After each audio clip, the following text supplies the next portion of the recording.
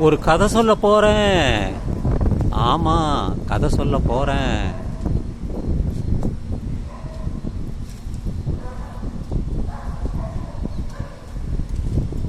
அது செருப்பு கடை பற்றி தாங்க. செருப்பு செருப்பு செருப்பு செப்பல், அதை பற்றி தாங்க கதை சொல்ல போகிறேன். செருப்பு.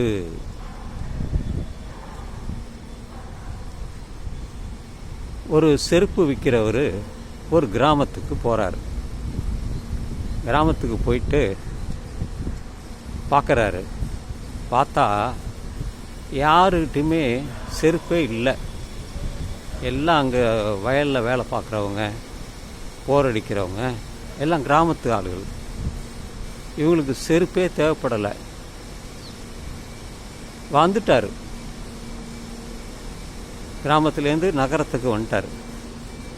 திரும்பி அவர் சொல்கிறாரு, சரி நம்ம முயற்சி பண்ணுமேன்னு சொல்லிட்டு இன்னொருத்தர் கடை வச்சு நடத்துகிறாரு. அவர் அந்த கிராமத்துக்கு வராரு. வந்தோடனே எல்லாரையும் பார்க்குறாரு. செருப்பு இல்லாமல் தான் இருக்கிறாங்க. அவருக்கு தோணுது, ஒரு செருப்பை கொடுத்து பார்ப்போமே, செருப்பு போட்டுக்கிறாங்களா, நிறையா பேருக்கு நமக்கு வாய்ப்பு இருக்குமே. கிராமத்தில் ஒரு 50 பேருக்கு மேலே இருக்காங்களே, அதனால் நம்ம செருப்பு விற்க முடியுமே அப்படின்ட்டு வராரு. வந்த உடனே நிறையா பேர் இது என்ன கொண்டாந்து வச்சுருக்கீங்க மூட்டையில் அப்படின்னு எல்லாத்தையும் விரித்து வைக்கிறாரு. ஆமாம், செருப்பு. இந்தாங்க ஒரு ஜோடி உங்களுக்குங்க, இந்தாங்க உங்களுக்கு ஒரு ஜோடி அப்படின்னு நான் கொண்டு வந்த ஒரு 10 ஜோடியையும் இலவசமாக கொடுத்துட்டாரு. காசே இல்லை, இலவசமாக கொடுத்துட்டாரு. அவங்கெல்லாம் வாங்கிட்டு ரொம்ப சந்தோஷம். போய் சொன்னோடனே இங்கே இலவசமாக கொடுத்துட்டாங்க அப்படின்னு வந்தாங்க. வந்த உடனே அவர் சொன்னார், ஒரு ஜோடி வாங்கினா 2 ஜோடி இலவசங்க அப்படின்னு சொல்லிட்டு சொன்னார். உடனே பல பேர் வந்தாங்க. ஒரு ஜோடி காசு கொடுத்து வாங்கினாங்க, 2 ஜோடி இலவசமாக கொடுத்துட்டாங்க. இப்படி கொஞ்ச நாள் நடந்தது.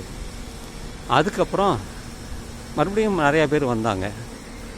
இல்லைங்க, இப்போ இலவசமாக கொடுக்கறதெல்லாம் முடிஞ்சிடுது, இப்போ உங்களுக்கு செருப்பு வேணும்னா வாங்கிக்கிங்க, ஒரு ஜோடி 100 ரூபா தாங்க அப்படின்னாங்க. சில பேர் வாங்கிக்கிட்டாங்க. பல விதமாக கொண்டு வந்தாங்க. ஷூ கொண்டு வந்தாங்க, நல்ல ஆடம்பரமான செருப்புகள் கொண்டு வந்தாங்க, லெதர் கொண்டு வந்தாங்க, பிளாஸ்டிக் கொண்டு வந்தாங்க.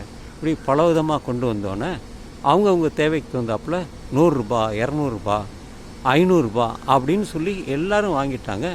கடையை அங்கேயே திறந்துட்டார். இது கதை சொல்ல போகிறேன். ஆமாம், கதை சொல்ல போகிறேன். இப்படி தாங்க ரிலையன்ஸு கம்பெனி முதல்ல மொபைலை கொடுத்து இலவசமாக கொடுத்தாங்க. அப்புறம் சார்ஜ் பண்ணாங்க ஃப்ரீயாக.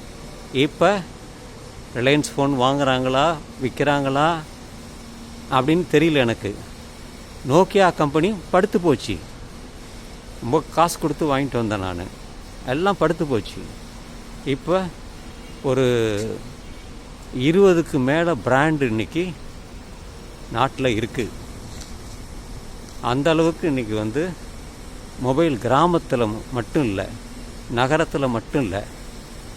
ஐஃபோனு அமெரிக்காவிலேருந்து சீனாவிலேருந்து ஐஃபோன் கொண்டாந்து இறக்கிட்டாங்க. ஒரு 800 ரூபாய்க்கு ஒரு ஃபோனு, சின்ன ஃபோனு, அப்புறம் ஒரு 500 ரூபாய்க்கு. இப்படி நிறைய ஃபோனை கொண்டாந்து எல்லாருக்கும் தள்ளிட்டாங்க. கிராமத்தில் இருக்கிறவங்க கூட எல்லார் கையிலையும் ஒரு ஃபோன் இருக்குது. மீன் விற்கிறவங்க கையில் ஃபோன் வச்சுருக்காங்க, காய்கறி விற்கிறவங்க ஃபோன் வச்சுருக்காங்க, பால் விற்கிறவங்க கையில் ஃபோன் வச்சுருக்காங்க. எப்படி நான் சொன்னது போல் செருப்பு ஆரம்பித்தாங்களோ அது போல் இன்றைக்கி ஃபோன் எல்லார் கையிலையும் 1 இல்லை 2 இல்லை 3 வச்சுருக்காங்க. இது பர்சனல் ஃபோனு, இது அஃபிஷியல் ஃபோனு அப்படின்னு அந்த அளவிற்கு இன்றைக்கி ஃபோன் மாறிவிட்டது. கைபேசி தான் இன்றைக்கி. அதில் நீங்கள் நாடகம் பார்க்கலாம், சினிமா பார்க்கலாம், மற்றவங்களோட வீடியோ எடுத்து பதிவிடலாம். நான் அதை பயன்படுத்துகிறேன். என்னுடைய யூடியூப் சேனல் சிதம்பரம் கொள்ளிடத்திற்காக இது போல் பதிவு பண்ணி நான் செய்கிறேன். பல விதமாக இன்றைக்கி ஃபோனை பயன்படுத்துகிறாங்க. கதை சொல்ல போகிறேன், ஆமாம் நான் இப்போ கதை சொல்ல போகிறேன். நண்பர்களே, இப்படித்தான் இலவசத்தை கொடுத்து மக்களை வாங்க வைத்தார்கள், அதுதான் கருத்து என்று சொல்லி இந்த பதிவை நான் நிறைவு செய்கிறேன்.